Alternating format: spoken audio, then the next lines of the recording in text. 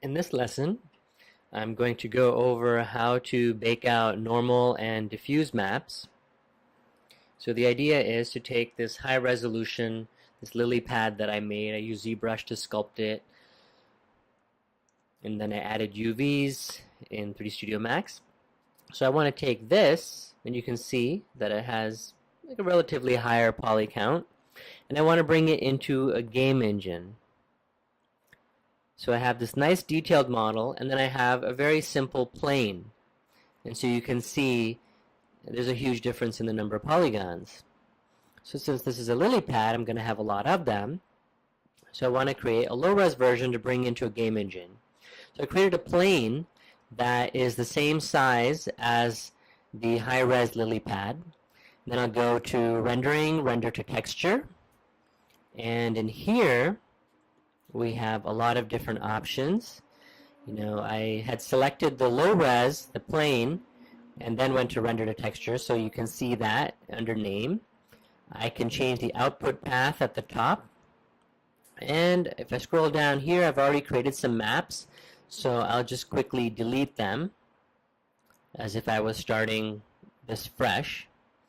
So I left all the other parameters the way that they were. And then I will scroll up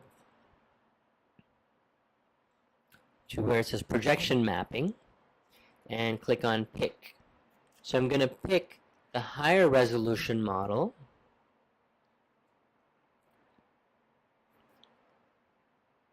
And you can see that I've named them similarly, so it's easy to find. And what it did was it added a projection modifier to the low res, the plane, with the high res model in this modifier. So if I click on update, it'll just update this sort of blue mesh that defines like how far the projection is going to go. So you want that to encompass the whole object. Then I'm going to go back to render to texture and click on add. And here I can choose diffuse map.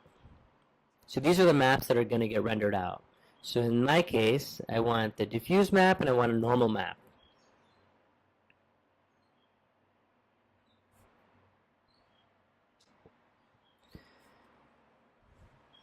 So here I'm going to change the type of map that it's exporting.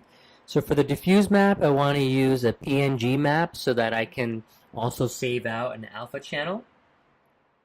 And I'm going to rename this map because I don't need such a long name. So I'll leave the object name and then just add an _C. So it's just my color map, and I'll make sure it's 24-bit RGB so that it saves the alpha channel.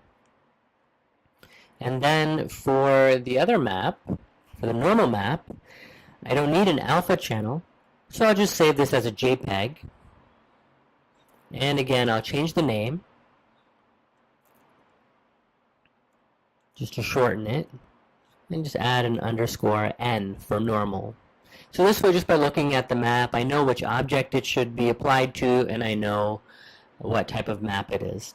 So I just change the resolution down here. I change it to 2448 by 2048. And then I just hit render. So there are a couple of like a missing map and a mental array error that came up, but these aren't anything important to what I'm doing here. So we'll just let that map render out. And once those maps are finished rendering, I can just load them up to take a look at them. So this is the diffuse map. So it took the color texture that I had and then applied the UVs. And here's a normal map that was baked out. So now I can apply these in my game engine or in 3D Studio Max and get a pretty good amount of detail from the high-res model out of this simple plane. So I think in a future lesson I can go over bringing this into Unreal. So once you've baked out the maps, you'll create a new material in which in the diffuse color slot you put the color map, In the opacity, you can use the color map, but just set mono channel output to alpha. So using the same map, just using them differently in both slots. And in the bump map slot, you'll use a normal bump type of map. And in the normal slot, you can put your normal map. And you can bump up the number next to it to make it more visible. So that's what I applied to the plane.